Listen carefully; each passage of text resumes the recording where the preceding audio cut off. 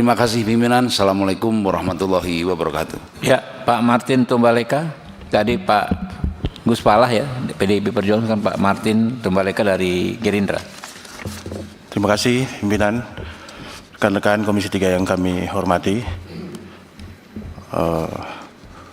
kuasa hukum Pak Hotman, juga kuasa hukum dari tim di Lombok, juga Batam, jajaran semua yang hadir, Bapak Ibu sekalian yang kami hormati.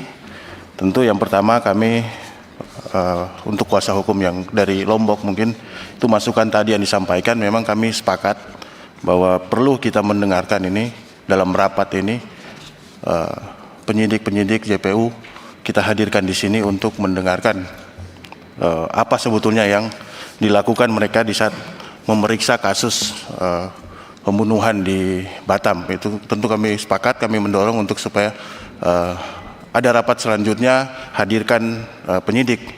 Dan untuk kuasa hukum dari Saudara Fendi Ramadan, saya ini begini pimpinan, saya melihat justru malah ada apa yang terjadi di jaksa ini. Ada sesuatu yang ini yang perlu kita gali dari jaksa ini, kok tiba-tiba menuntut hukuman mati kepada ABK tanpa memikirkan unsur-unsur yang justru menjadi pertimbangan sebetulnya. Karena dalam catatan saya ini, Saudara Fandi ini dia bukan pengendali, dia bukan juga inisiator, tidak memiliki otoritas.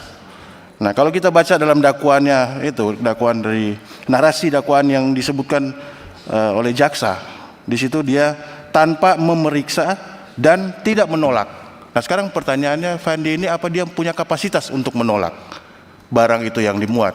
Artinya ini hal-hal yang perlu dipertimbangkan sebetulnya oleh jaksa sebelum dia menjatuhkan hukuman mati. Nah, saya berpikir begini, justru malah saya bertanya-tanya ini, jangan-jangan jaksa ini bagian dari mereka. Karena tuntutan mati yang dituntut oleh jaksa ini, itu kita kita artikan bahwa ini memutus mata rantainya dengan dia tuntut mati. Sementara ada DPO, Mr. Tan dan Jack Tan itu yang masih belum ditangkap. Itu otak utamanya mereka belum ditemukan, malah ABK dituntut maksimal. Jadi pertanyaan kami di situ, kenapa mesti dituntut maksimal seorang ABK sementara ini otaknya belum ditemukan? Jangan-jangan dia bagian dari mereka untuk memutus mata rantai narkoba ini. Itu mungkin dari kami pimpinan, kami perlu menghadirkan mereka supaya ini APH-APH ini yang nakal-nakal ini supaya ditindak tegas, supaya institusi jaksa, kepolisian, mitra kami tetap namanya terjaga, tetap baik di masyarakat, kepercayaan masyarakat tetap institusi ini tetap dijaga. Terima kasih pimpinan. Assalamualaikum warahmatullahi wabarakatuh. Waalaikumsalam. Pak Profesor Sudeson Tandra, silakan. Terima kasih pimpinan, anggota Komisi 3 yang kami hormati, Pak Hotman Paris dan tim, dan orang tua dari Saudara Fandi dan Radit yang saya hormati. Assalamualaikum warahmatullahi wabarakatuh. Selamat pagi, salam sejahtera untuk kita semua.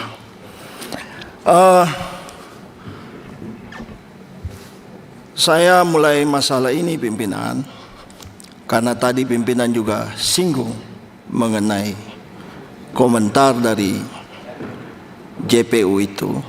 Menurut saya ini kan sebenarnya hal yang kurang pantas. DPR ini kan dipilih oleh rakyat.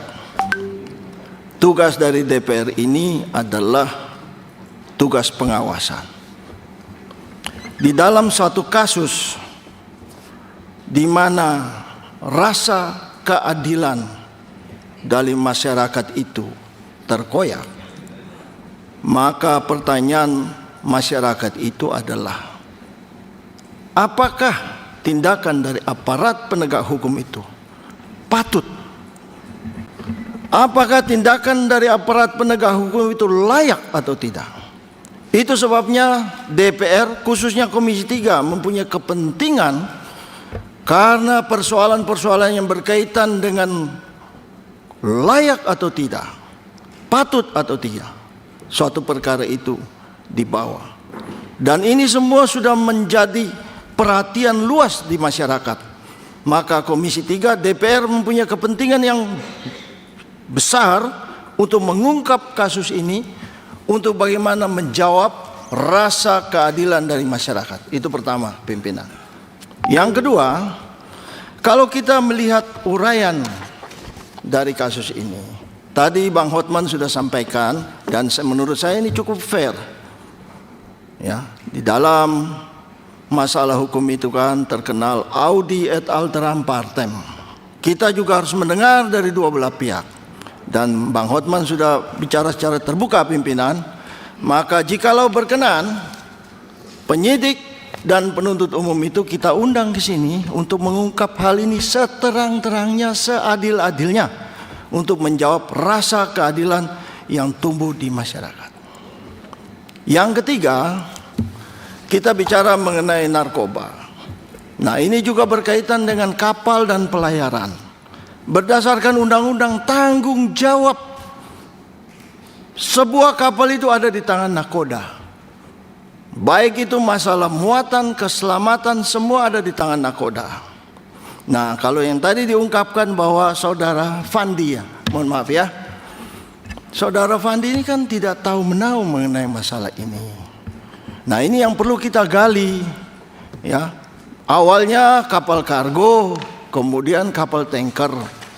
Fakta-fakta ini sangat mencurigakan, ya. Naik tidak tahu kapannya, tidak kenal orangnya, di tengah jalan pun juga tidak tahu. Oleh karena itu perlu sekali kita menggali, kenapa penuntut umum itu sampai menuntut sedemikian beratnya masalah seperti ini.